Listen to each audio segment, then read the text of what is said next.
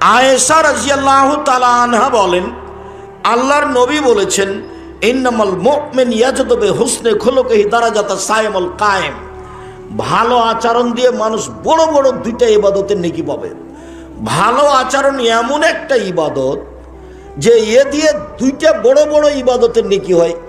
এক, নিয়মিত নফল রোজা।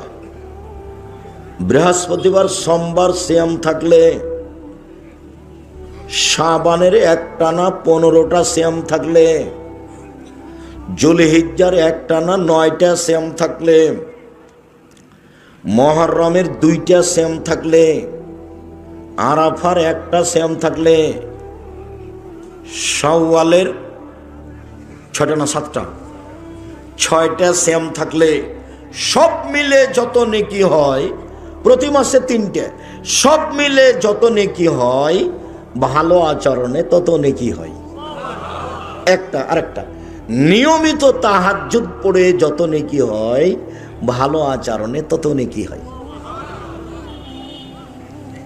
নবীর সাথে থাকার একটা পথ হলো ভালো তাহাজ্জুদ পড়লে নিয়মিত।